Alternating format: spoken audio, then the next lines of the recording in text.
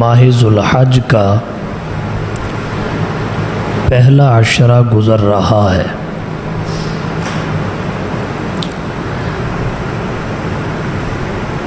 عشرہ ذوالحج میں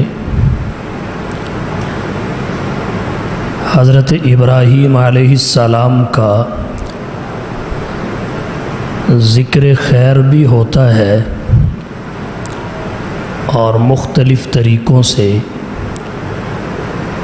ان کے ساتھ نسبت کا اظہار بھی ہوتا ہے۔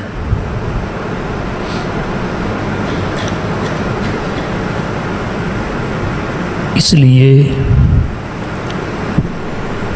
آج کے اس بیان میں حضرت ابراہیم علیہ السلام کا ذکر خیر ہوگا، جس کی مختصر تمہید یہ ہے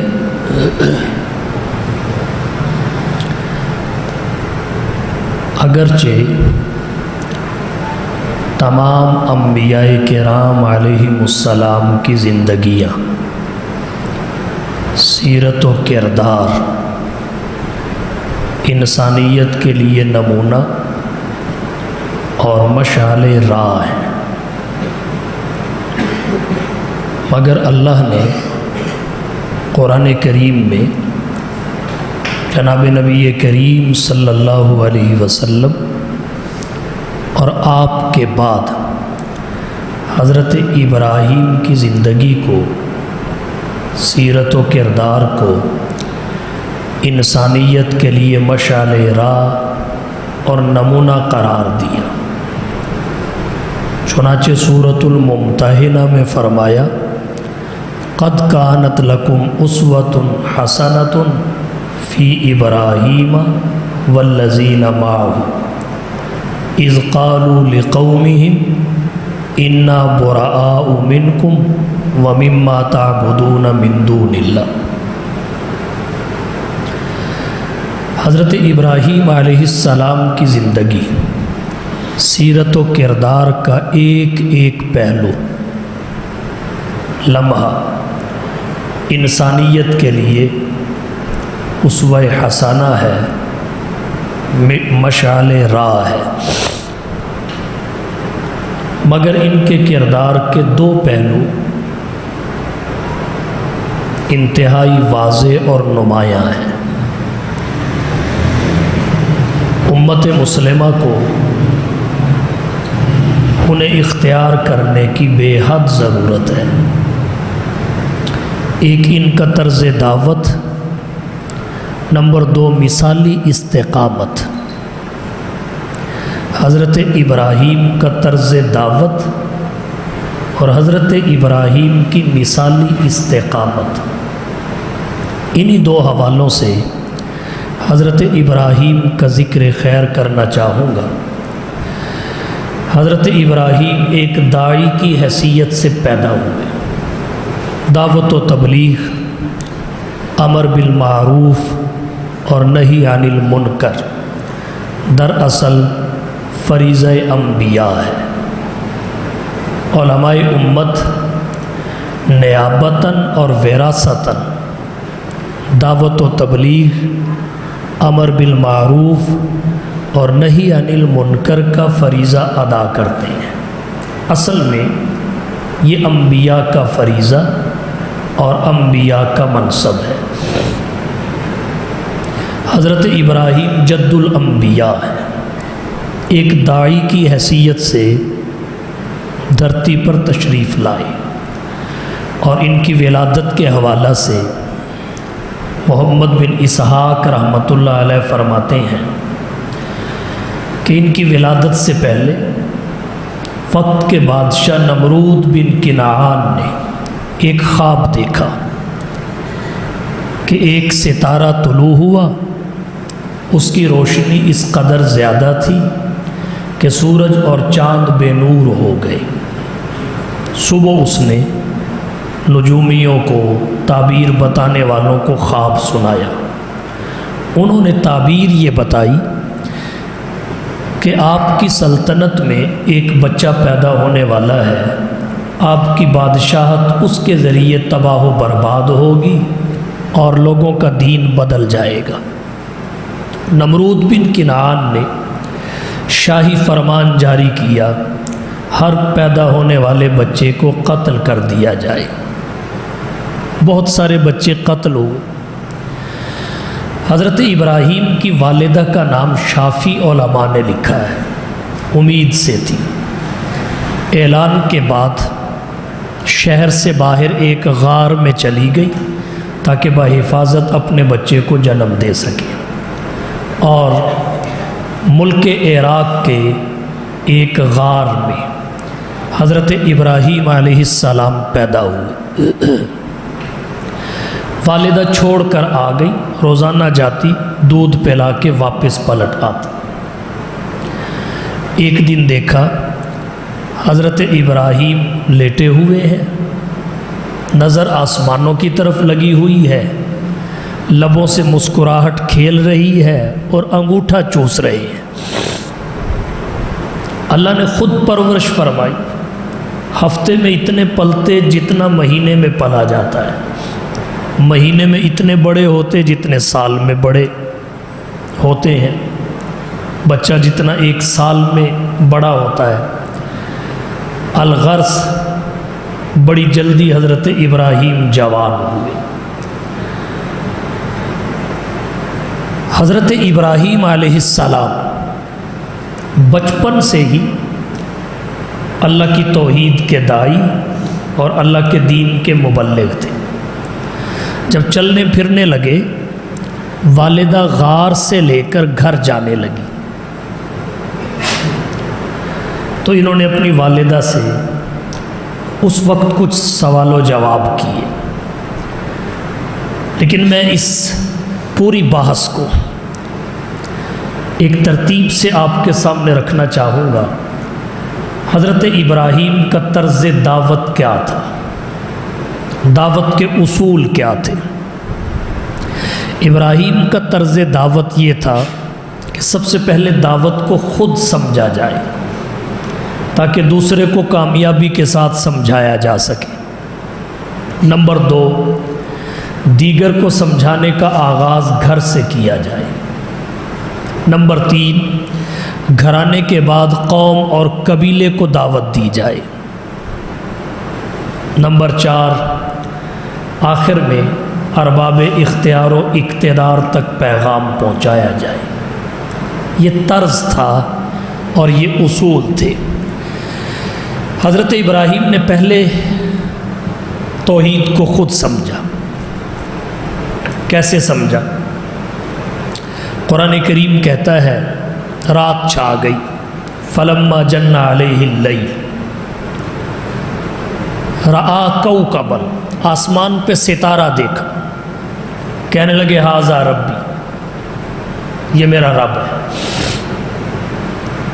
فلما افلا، اب ستارے نے ہمیشہ تو نہیں رہنا تھا، غائب ہو گیا، کہنے لگے لا احب الآفلین، چھپ جانے والوں سے میں محبت نہیں کرتا۔ پھر چمکتا ہوا چاند دیکھا، رأى القمر بازغا، اس کو دیکھ کے کہا ھذا ربی، یہ میرا رب ہے، وہ بھی غائب ہو گیا۔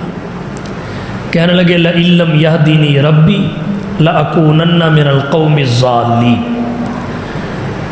اگر جو میرا حقیقی رب ہے اس نے میری رہنمائی نہ کی تو میں گمراہ لوگوں میں سے ہو جاؤں گا۔ یہ میرا رب نہیں، حقیقی رب اور ہے اور مجھے اسی کی رہنمائی کی ضرورت ہے۔ تیسرے مرحلہ میں فلما رأى الشمس بازغۃ، چمکتا ہوا سورج دیکھا۔ اب سورج نے بھی ہمیشہ نہیں رہنا تھا۔ فلما افلت، وہ بھی چھپ گیا۔ اس وقت حضرت ابراہیم نے کہا ایسا کیوں نہ ہو کہ جو ان تینوں کے پیچھے ہے، یہ تینوں جس کی قدرت کا شاہکار ہیں، چہرے کو اسی کی طرف کر لیا جائے۔ تو حضرت ابراہیم نے کہا انی وجہت وجہی للذی فطر السماوات والارض حنیفا وما انا من المشرکین۔ اس طرح اللہ کی ذات تک پہنچے، اور اللہ کی بھی بڑی مدد اور نصرت شامل تھی۔ اللہ قرآن میں کہتے ہیں وَلَقَدْ آتَيْنَا إِبْرَاهِيمَ رُشْدَهُ مِنْ قَبْلُ، ہم نے ابراہیم کو پہلے ہی رشد و ہدایت عطا کر دی، بلوغت سے پہلے، نبوت سے پہلے، حالات کے پیش آنے سے پہلے، میدان دعوت و تبلیغ میں اترنے سے پہلے، اور کرتے بھی کیوں نہ، وَكُنَّا بِهِ عَالِمِينَ، ہم جانتے تھے انہیں کن کن حالات سے واسطہ پڑنے والا ہے۔ اللہ تعالیٰ قرآن میں کہتے ہیں کذالک نری ابراہیم ملکوت السماوات والارض ولیکون من الموقنین، ہم نے اسی طرح آسمان و زمین کی بادشاہتوں کا ابراہیم کو مشاہدہ کروایا۔ مفسر ابن جریر نے اور حافظ عماد الدین ابن کثیر رحمۃ اللہ علیہ نے لکھا ہے، تفسیر ابن کثیر میں ہے، حضرت ابراہیم نے آسمانوں کی طرف نظر اٹھائی، عرش الہی تک کے پردے اور رکاوٹیں ہٹ گئیں، وہاں تک کہ اللہ کی قدرت کی نشانیوں کو دیکھا، عرش تک نظر پہنچی۔ پھر زمین کی طرف نظر کی تو زمین کے اندر کی حقیقتیں کھل کے سامنے آ گئیں۔ اس طرح اللہ نے حضرت ابراہیم کو اپنی ذات کی معرفت، اپنی توحید کی حقیقت سمجھائی۔ یہ دعوت کی بنیاد ہے کہ داعی سب سے پہلے دعوت کی حقیقت اور کنو خود سمجھتا ہو، وگرنہ دوسروں کو سمجھانے میں کامیابی نہیں ملے گی۔ وہ لطیفہ آپ نے پہلے بھی سنا ہوگا، کسی آدمی نے تبلیغی جماعت کے ساتھ تھوڑا سا وقت گزارا، تبلیغی جماعت کے ساتھ وقت گزرنے کی وجہ سے دعوت کے جذبات پیدا ہوئے۔ بندہ تبلیغی جماعت والوں کے ساتھ رہے اور دعوت کے جذبات پیدا نہ ہوں، یہ ممکن نہیں۔ ان کی صحبت بڑی مفید ہے، تھوڑا سا وقت ان کے ساتھ گزرے، خیر کے جذبات جنم لیتے ہیں۔ ایک خاتون کا بیٹا گھر آنے میں کچھ لیٹ ہو گیا، خاتون پریشان تھی، ابھی تک آیا نہیں، تو تاخیر سے آیا۔ خاتون نے پوچھا بیٹا کہاں تھے آپ لیٹ آئے ہو؟ وہ کہنے لگا بس اماں جان مسجد میں تبلیغی جماعت آئی ہوئی تھی تو انہوں نے دسترخوان لگا لیا، دسترخوان لگا کے انہوں نے مجھے کھانے پہ بٹھا لیا تو میں ان کے ساتھ کھانا کھاتا رہا، کھانا کھانے کی وجہ سے مجھے تاخیر ہو گئی۔ وہ کہنے لگی اللہ تیرا بھلا کرے، تو نے کھانا کیوں کھایا ان کا؟ وہ کہنے لگا اماں جان کیوں؟ کہنے لگی بیٹا تیرے باپ نے 1 کپ چائے کا پیا تھا، وہ اب تک بستر اٹھا کے اللہ کے راستے میں ہے، گھر واپس نہیں آیا، تو نے کھانا کھا لیا، اس کا مطلب ہے تو رہے گا ہی باہر۔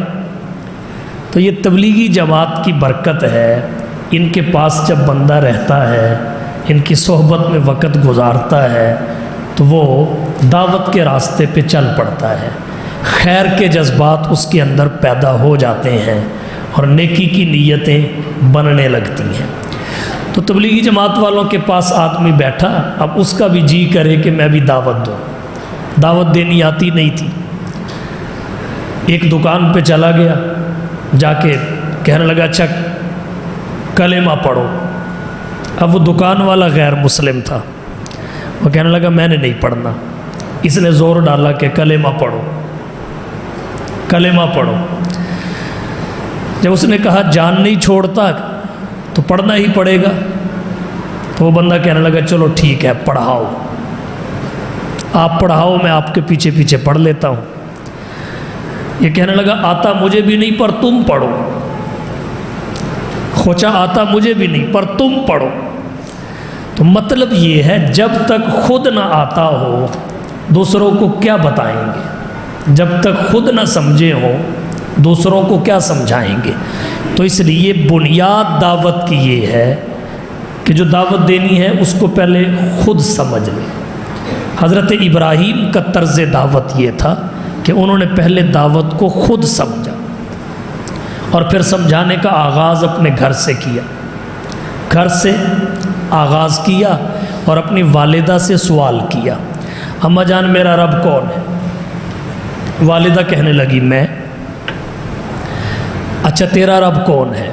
والدہ نے کہا تیرا باپ۔ کہا اچھا ابو کا رب کون ہے؟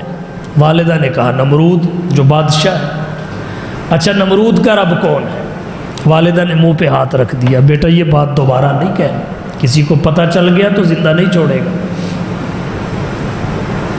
دعوت کا آغاز گھر سے کیا، والدہ سے سوال، اس لیے کہ گھر والے باہر والوں کی بنسبت نرم ہوتے ہیں، اور پھر گھر والوں میں والدہ والد کی بنسبت نرم ہوتی ہے۔ اگر دعوت سے اتفاق نہ بھی کرے تو اختلاف بھی پیار محبت سے کرتے ہیں۔ تو والدہ کے بعد حضرت ابراہیم والد کی طرف بڑھے، انہیں دعوت دی۔ قرآن کہتا ہے وَاذْكُرْ فِي الْكِتَابِ ابراہیم إِنَّهُ كَانَ صِدِّيقًا نَبِيًّا، کتاب میں حضرت ابراہیم کا ذکر دیکھیے، وہ صدیق نبی تھے۔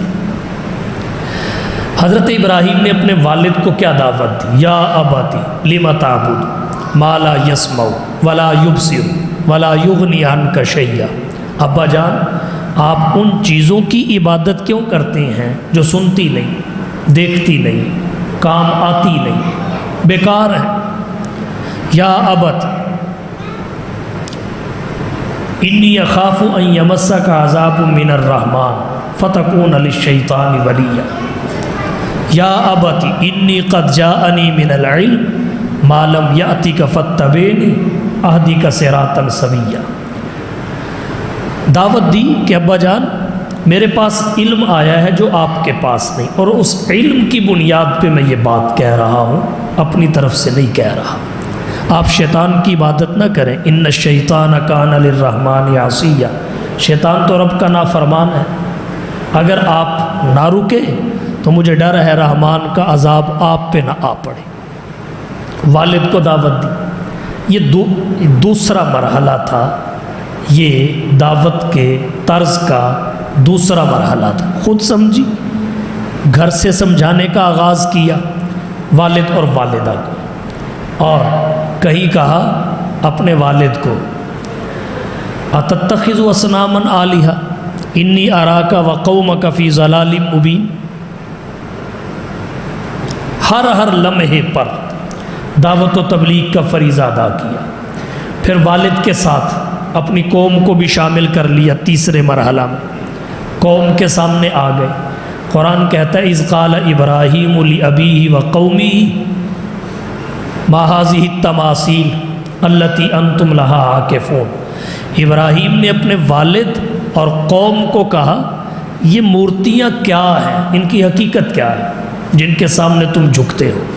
انہوں نے کہا ہمیں تو اتنا پتہ ہے، ہمارے باپ دادا ان کے سامنے جھکتے تھے۔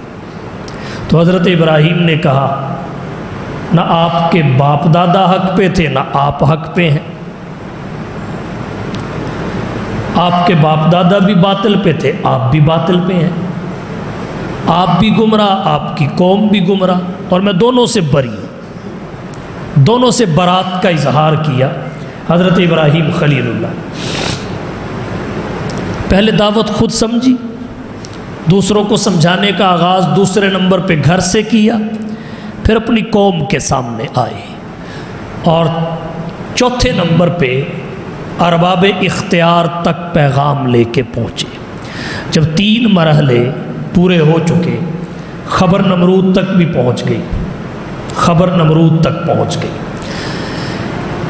کہ ایک بچہ طارق کے گھر میں ہے، اس کے یہ خیالات اور جذبات ہیں، اور شاید یہ وہی بچہ ہو جس کو مارنے کے لیے آپ نے بہت سارے بچوں کو قتل کروایا۔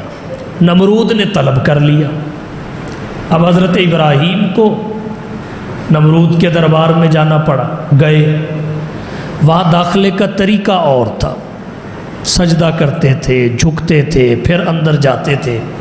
حضرت ابراہیم ذرا ہٹ کر گئے، سجدہ نہیں کیا۔ نمرود نے اسے شاہی آداب کے خلاف سمجھا، آداب شاہی کی توہین قرار دیا، پوچھا سجدہ نہیں کیا؟ حضرت ابراہیم نے کہا رب کو کرتا ہوں۔ وہ کہنے لگا میں رب ہوں؟ فرمایا میرا نہیں۔ کہا تیرا کون ہے؟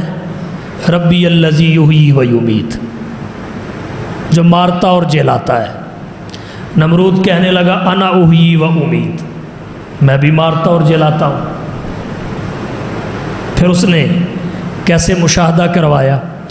2 واجب القتل آدمی جیل سے منگوائے، ایک کو وزیر بنا دیا، دوسرے کو موت کے گھاٹ اتار دیا، کہنے لگا دیکھو انا احیی و امید۔ حضرت ابراہیم سمجھ گئے یہ ظلم کو موت و حیات کی قدرت سمجھ رہا ہے، ظلم کو، یہ تو ظلم ہے، اور سمجھ گئے کند ذہن ہے، موٹے دماغ کا آدمی ہے، موت و حیات کی حقیقت نہیں سمجھتا۔ اس کے سامنے محسوسات اور مشاہدات کی زبان بولنی پڑے گی، محسوسات اور مشاہدات کی زبان میں اسے بات سمجھانا ہوگی۔ چنانچہ حضرت ابراہیم نے پھر انداز بدلا اور بڑی سادی سی دلیل دی۔ وہ سادی دلیل کیا تھی؟ ان اللہ یأتی بالشمس من المشرق فأتی بہا من المغرب۔ اللہ وہ ہے جو سورج کو مشرق سے لاتا ہے، مشرق سے۔ اگر تیرا دعویٰ ہے فأتی بہا من المغرب، تو مغرب سے لے آ۔ قرآن کہتا ہے فبہت الذی کفر، کافر مبہوت ہو گئے۔ بہت سارے لوگ حضرت ابراہیم کے پلڑے میں اپنا وزن ڈال چکے صورتحال کو دیکھ کر۔ بالآخر نمرود نے حضرت ابراہیم کے والد کو کہا کہ اس کو سمجھاؤ، میں آپ کو مہلت دیتا ہوں، مگر نہ آپ کی بھی خیر نہیں، اس کی بھی خیر نہیں۔ یہ طرز دعوت تھا۔ پہلے دعوت خود سمجھی، دیگر کو سمجھانے کا آغاز گھر سے کیا، تیسرے نمبر پہ قوم کے سامنے گئے، چوتھے نمبر پہ ارباب اختیار کے سامنے۔ اور حضور کی سیرت طیبہ کو دیکھا جائے، طرز اور طریقہ آپ کا بھی یہی ہے۔ اللہ نے دونوں کی زندگی کو قرآن کریم میں اسوہ حسنہ قرار دیا۔ انبیاء اور بھی بہت ہیں، لیکن حضور کی زندگی کو فرمایا کہ اسوہ حسنہ ہے۔ لقد کان لکم فی رسول اللہ اسوۃ حسنہ۔ اور حضرت ابراہیم کے لیے فرمایا قد کانت لکم اسوۃ حسنۃ فی ابراہیم والذین معہ۔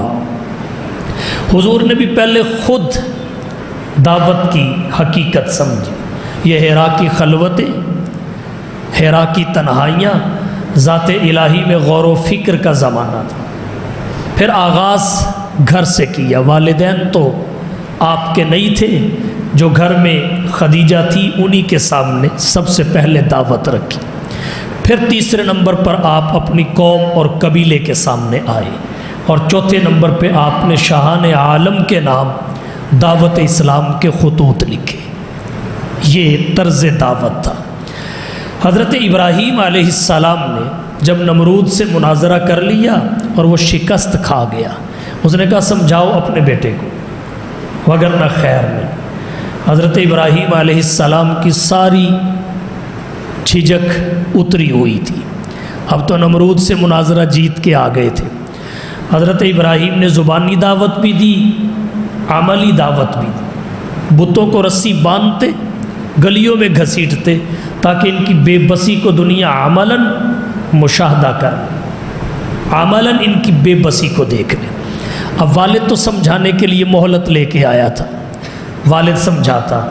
والد کے ذہن میں ایک ترکیب یہ آئی کہ ہمارے بابوں کا ایک عرس آ رہا ہے، ہمارا ایک میلہ ہے، تو کیوں نہ ہم ابراہیم کو اس میلے پہ لے کے جائیں، شان و شوکت دیکھے گا، پروٹوکول دیکھے گا، تو شاید یہ متاثر ہو کے آباء و اجداد کے دین پہ آ جائے۔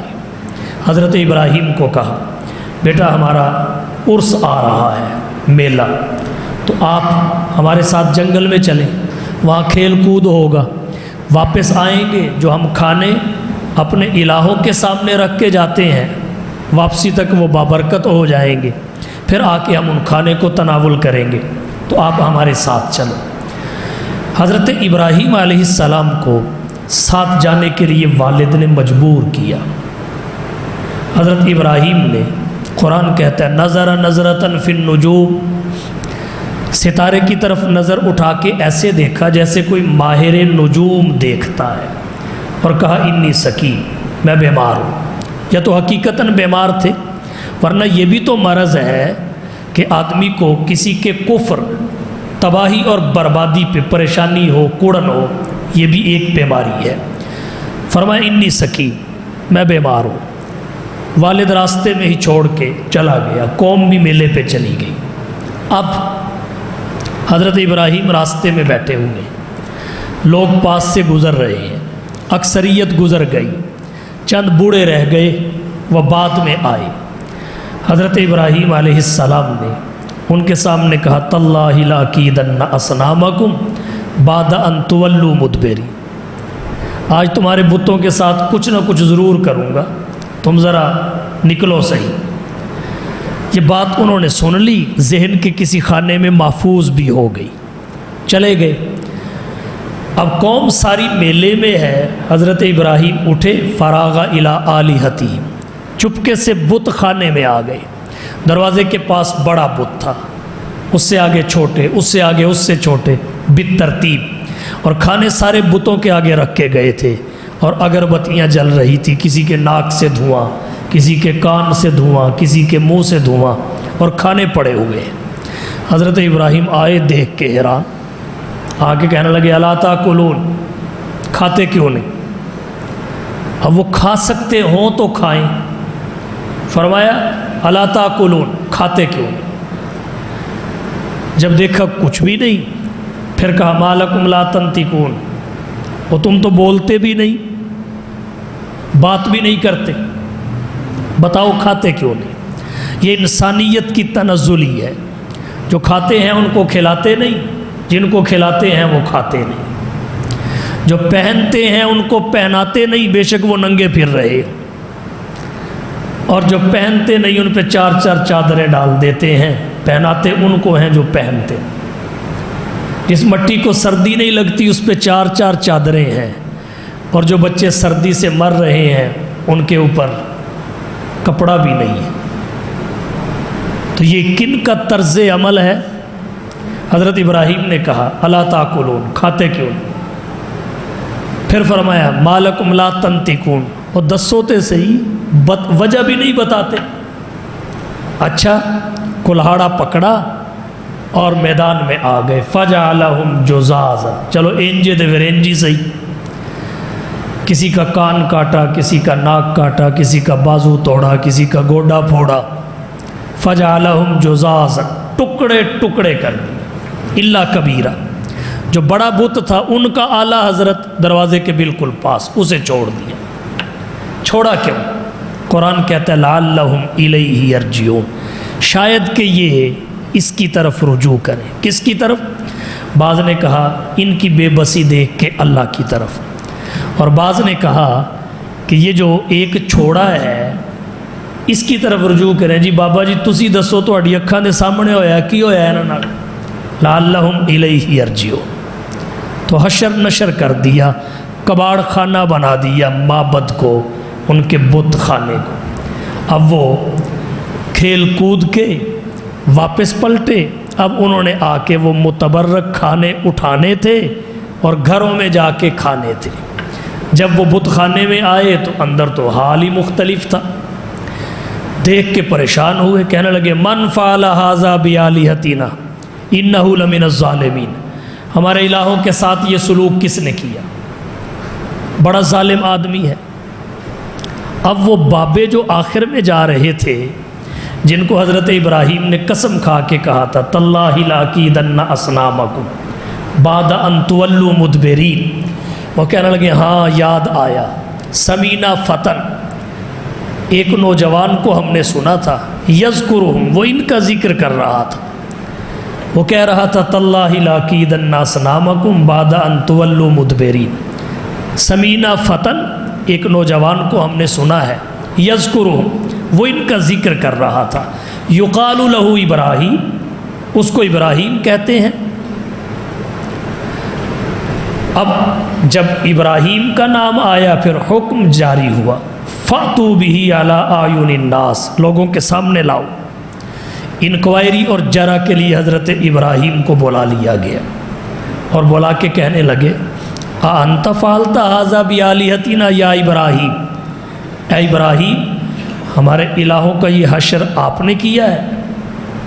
أَأَنْتَ فَعَلْتَ هَٰذَا بِآلِهَتِنَا یا ابراہیم۔ حضرت ابراہیم نے بڑا عجیب جواب دیا۔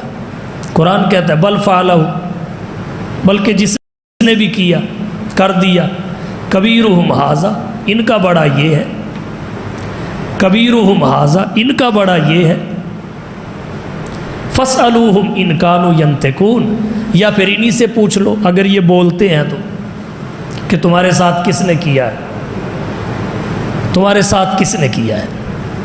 اب وہ کیا کرتے ہیں، اپنے چہروں کو جھکاتے ہیں، شرمندہ ہوتے ہیں اور کہتے ہیں لقد علمت ما ہؤلاء ینطقون، ابراہیم تجھے تو پتہ ہے یہ بولتے نہیں، یہ بول سکتے ہی نہیں۔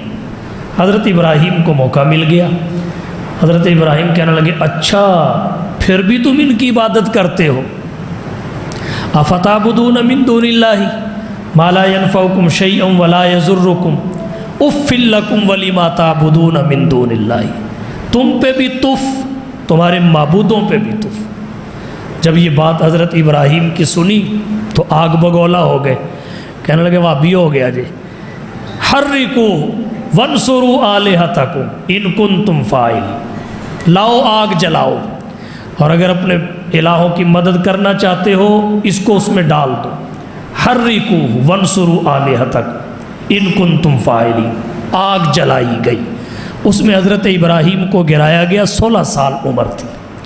حضرت ابراہیم گئے، جب آگ میں ڈالے گئے ساری خدائی میں ہلچل مچ گئی، فرشتے آ رہے ہیں، مولا اوپر تو ہے نیچے یہ ہے، اس کے سوا کوئی تیرا نام لینے والا نہیں، اگر یہ بھی جل گیا تو تیرا نام لینے والا کوئی نہیں رہے گا، ہمیں اجازت دیجیے ہم اس کی نصرت کے لیے اتریں، ہم اس کی مدد کریں۔ اللہ نے فرمایا جاؤ جا کے پوچھ لو، کرواتا ہے تو کر لو۔ مختلف فرشتے آئے، بارش کا فرشتہ بھی آیا، حضرت اگر میری مدد کی ضرورت ہے بارش برسا کے بجھا دوں آگ؟ تو حضرت ابراہیم نے کہا جس کے لیے آیا ہوں اس کو پتہ ہے کہ میں آ چکا ہوں، جس کے لیے آگ میں گرایا گیا اس کو پتہ ہے نا کہ میں آگ میں ہوں؟ کہا جی ہے۔ کہا بس پھر تو جا، وہ جانے اور میں جانوں، وہ جانے اور میں جانوں۔ جب فرشتوں کو درمیان سے نکال دیا پھر اللہ ڈائریکٹ ہوئے، پھر اللہ نے ڈائریکٹ آگ کو حکم دیا، یا نار، فرشتے کو نہیں، ڈائریکٹ، یا نار، اے آگ، کونی بردن، ٹھنڈی ہو جا، آگ سے جلانے کی صلاحیت ہی ختم ہو گئی، کونی بردن، ٹھنڈی ہو جا۔ پھر ٹھنڈک بھی اگر ضرورت سے زائد ہو وہ تکلیف کا سبب بنتی ہے، اس لیے فرمایا سلامن، ٹھنڈی بھی اتنی جس میں سلامتی ہو، راحت ہو۔ اور پھر ہر کسی پہ نہیں، اعلی ابراہیم، یہ حکم صرف ابراہیم پہ ہونے کے لیے، یا نار کونی بردن و سلامن علی ابراہیم، 40 دن وہاں رہے، بعض نے 50 بھی لکھا۔ نمرود اوپر چڑھ چڑھ کے دیکھتا کہ ابراہیم جل کے راکھ ہوئے کہ نہیں ہوئے۔ آخری دنوں میں اوپر چڑھا تو کیا دیکھتا ہے، چشمے بہہ رہے ہیں، نہریں چل رہی ہیں، تخت لگا ہوا ہے، حضرت ابراہیم کھا رہے ہیں، پی رہے ہیں، اور اندر سرسبز باغات ہیں۔ پریشان ہو گیا، وزیروں کو کہا اگر یہ بچ گیا تو میں کیا کروں؟ اللہ نے بچا دیا۔ 40 دنوں کے بعد باہر آئے، آگے کہتے ہیں اس سے راحت کا زمانہ میری زندگی میں نہیں گزرا، سب سے راحت کا زمانہ یہی تھا۔ جب باہر آئے تو جہاں سے چھوڑا تھا وہیں سے پھر پکڑ لیا۔ نمرود تیرا دعوی ربوبیت غلط ہے، رب ایک ہے، اس میں شرکت ہو ہی نہیں سکتی۔ پھر وہیں سے دعوت کا آغاز، مان جاؤ اللہ نے تجھے بادشاہت دی، مجھے نبوت دی، اور پھر تو نے آگ جلائی اور اس میں مجھے ڈالا، اللہ نے مجھے بچا کے معجزہ بھی ظاہر کر دیا۔ اب بتاؤ مانتے ہو نہیں مانتے؟ اگر مانتے ہو تو خیر ہے، نہیں تو تباہی اور بربادی ہے۔ نمرود کہنے لگا تھوڑی سی مہلت دو، میں سوچ کے ایمان لے آتا ہوں۔ مہلت ملی، وزیروں سے مشورہ کیا تو وزیر کہنے لگے یہ آپ کیا کرنے لگے ہیں؟ پوری زندگی لوگ آپ کو رب کہتے رہے، اب آپ کسی اور کو کہیں گے؟ یہ تو بڑی شرمندگی کی بات ہے۔ مرواتے یہ مشیر اور وزیر ہی ہے، مرواتے یہ وزیر اور مشیر ہی ہے۔ شیخ الاسلام حضرت مفتی تقی صاحب دامت برکاتہم العالیہ نے تراشے میں ایک شعر لکھا ہے، میں اس کا خلاصہ ذکر کر دیتا ہوں۔ حضرت علی سے کسی نے کہا، علی، ابو بکر و عمر کے دور میں جھگڑے نہیں ہوتے تھے، آپ کے دور میں بڑے ہوتے ہیں، کیا وجہ ہے؟ ابو بکر و عمر کے دور میں جھگڑے نہیں تھے، آپ کے دور میں بڑے جھگڑے، بڑی جنگیں، بڑی لڑائیاں ہیں، وجہ کیا ہے؟ فرمانے لگے وجہ یہ ہے، ابو بکر و عمر کے مشیر ہم تھے اور ہمارے تم ہو۔ ابو بکر و عمر کے مشیر ہم تھے، ہمارے تم ہو۔ اب جیسے مشورے ہم ان کو دیتے تھے ویسے تم ہمیں نہیں دیتے۔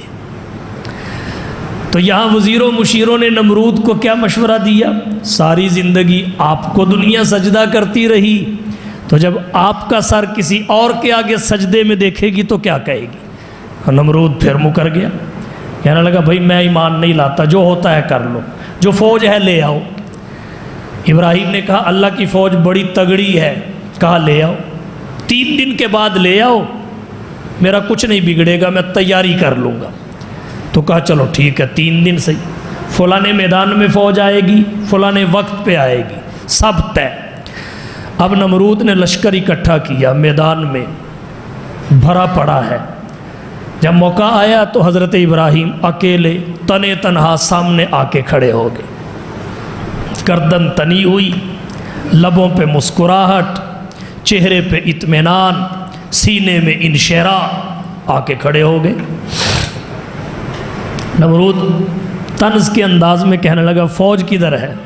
فرمانے لگے آ رہی ہے۔ سامنے تو کچھ بھی نظر نہیں آ رہا۔ پتہ چلا فوج ہر وقت سامنے سے نہیں آتی، کبھی اوپر سے بھی آتی ہے، تو اس فوج نے اوپر سے آنا تھا۔ کہا بس پہنچنے ہی والی ہے۔ تھوڑی دیر میں دیکھا ایک کالی گھٹا سی آئی، وہ کالی گھٹا مچھروں کے ہجوم سے بنی ہوئی تھی، اور آئی، اس نے آتے ہی گوشت کو کھا کے ہڈیاں خالی کر کے میدان میں پھینک دی۔ پھر نمرود بھاگا، بھاگ کے محل میں گیا، بیوی کی جھولی میں جا کے گر گیا۔ جب اللہ کسی کو ذلیل کرتا ہے طریقہ کیسا اختیار کرتا ہے؟ ابو جہل کہتا تھا میرے جیسا سردار کوئی نہیں، اور کہتا تھا جب مجھے قتل کرو، میرا سر تن سے جدا کرو، تو میری گردن ذرا نیچے سے کر کے اتارنا تاکہ گردن لمبی نظر آئے، پتہ چلے بڑے سردار کی گردن ہے۔ اللہ نے مروایا تو چھوٹے چھوٹے بچوں سے مروایا، ایک تو اس پورے لشکر کو اللہ نے مچھروں سے مروایا، اور اس بدبخت کو لنگڑے مچھر سے مروایا۔ جو بڑا بدبخت ہوتا ہے اس کے لیے پھر اللہ لنگڑا بھیجتے ہیں۔ تو یہ لنگڑا مچھر آیا، جب یہ محل میں داخل ہوا، اس کی بھن بھناہٹ سنی تو بیوی کی جھولی میں کہنے لگا محترمہ یہ ہے وہ کمانڈر اور جرنیل جس نے پورے لشکر کو تباہ و برباد کر دیا، مجھے اس سے بچاؤ۔ وہ کہنے لگی میں تجھے کیسے بچاؤں، مارنے والا سب سے تگڑا ہے اور یہ اس کے حکم کا پابند ہے، کیسے بچاؤں؟ کہا اس نے پوری فوج کی تباہی کر دی۔ اتنے میں وہ ناک میں آ گھسا، ناک سے چڑھ کے دماغ میں آ گیا۔ اب وہ دماغ میں بیٹھ کے تھوڑی سی حرکت کرے، اس کے دماغ میں خارش ہو۔ اب خارش کے لیے ہاتھ اور انگلی اندر نہ جائے، پھر یہ کبھی دیوار میں سر مارے، کبھی کہے میرے سر میں جوتے مارو۔ یہ علماء نے باقاعدہ کتابوں میں لکھا ہے۔ پہلے شرط یہ تھی دربار میں وہ آئے گا جو سجدہ کرے گا، پھر شرط یہ لگا دی گئی دربار میں وہ آئے گا ملاقات وہ کرے گا جو 10 جوتے مارے گا۔ یہ ہے ذلت۔ پہلے ملاقات کے لیے سجدہ تھا، اب ملاقات کے لیے جوتا ہے۔ اللہ کی توحید کے باغیوں کا انجام یہ ہے۔ اس طرح تباہ و برباد ہوا اور ذلیل و رسوا ہو کر دنیا سے گیا۔ پھر حضرت ابراہیم ملک عراق سے مصر کے راستے سے شام پہنچے، اور پھر آگے بڑے بڑے امتحانات ان پہ آئے۔ بے آب و گیا وادی میں بیوی بچے چھوڑنے پڑے۔ پھر جب بچہ بلوغت کے قریب پہنچا اور ساتھ بننے کا، ساتھ چلنے کا زمانہ آیا، اللہ نے اس کو ذبح کرنے کا حکم دے دیا۔ حضرت ابراہیم ہر امتحان میں کامیاب ہوئے۔ تو اللہ نے پوری انسانیت کے لیے حضور کے بعد اگر کسی نبی کی زندگی کو اسوہ حسنہ قرار دیا ہے تو وہ حضرت ابراہیم کی زندگی ہے۔ سورۃ الممتحنہ میں فرمایا قد کانت لکم اسوۃ حسنۃ فی ابراہیم والذین معہ، اور ان کی زندگی کا، کردار کا ایک ایک لمحہ، ایک ایک پہلو مشعل راہ ہے، مگر ان کے کردار کے 2 پہلوؤں کا ان کی زندگی کے دو اوصاف کا کیا کہنا، دو کاموں کا کیا کہنا، ایک ان کا طرز دعوت، دوسرا ان کی مثالی استقامت۔ دعوت کی تفصیل میں نے آپ کے سامنے رکھی، اور استقامت ان کی کہ تنے تنہا کفر اور کفریہ نظام کے سامنے ڈٹ گئے۔ اذ قالوا لقومہم انا براء منکم ومما تعبدون من دون اللہ۔ یہ اشرا حضرت ابراہیم کے ذکر خیر کا ہے، ان سے نسبت کے اظہار کا ہے، جہاں حج حضرت ابراہیم کی یادگار ہے اور اس کے ذریعے حضرت ابراہیم سے نسبت کا اظہار ہوتا ہے، بیت اللہ کا طواف ان سے نسبت کا اظہار کرتا ہے، صفا اور مروہ کی سعی ان سے نسبت کا اظہار کرتی ہے، مقام ابراہیم پہ نوافل ان سے نسبت کا اظہار کرتے ہیں، مینا میں قربانی ان سے نسبت کا اظہار کرتی ہے، جمرات ثلاثہ کی رمی ان سے نسبت کا اظہار کرتی ہے، اللہ کی توحید پر کاربند رہنا حضرت ابراہیم سے نسبت کا اظہار کرتا ہے۔ وہیں پر حضرت ابراہیم علیہ السلام کی طرح کفر اور ظلم کے نظام کے خلاف ڈٹ جانا اور ظالموں سے برات کا اظہار کرنا، یہ بھی حضرت ابراہیم سے نسبت کے اظہار کا ایک طریقہ ہے، یہ بھی ان کا اسوہ و عمل ہے جس کو اپنانے کی ضرورت ہے۔ اور قرآن کریم نے انہیں اور ان کے رفقا کو اسوہ حسنہ، ان کی زندگی کو اسوہ حسنہ قرار دے کر ان کی زندگی کے جس پہلو کا، کردار کے جس حصے کا ذکر کیا وہ یہی ہے، اذ قالوا لقومہم انا براء منکم ومما تعبدون من دون اللہ۔ یہ استقامت کا پہلو تھا، اور رہی ان کی طرز دعوت، اس کو اختیار کر کے بھی حضرت ابراہیم سے نسبت کا اظہار ہوتا ہے۔ حضرت ابراہیم نے اس دور کی زبان استعمال کی اللہ کی توحید سمجھانے کے لیے، وہ محسوسات اور مشاہدات کی زبان تھی، اور آج کی زبان کیا ہے؟ منطق کی زبان ہے، فلسفے کی زبان ہے، استدلال کی زبان ہے۔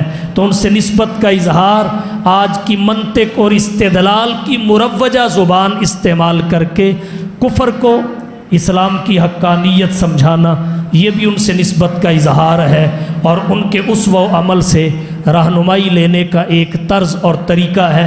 حضرت ابراہیم کی ساری زندگی مشعل راہ ہے، مگر ان کا طرز دعوت اور ان کی استقامت، اس کے تو کہنے ہی کیا، اسے اپنانے کی ازحد ضرورت ہے۔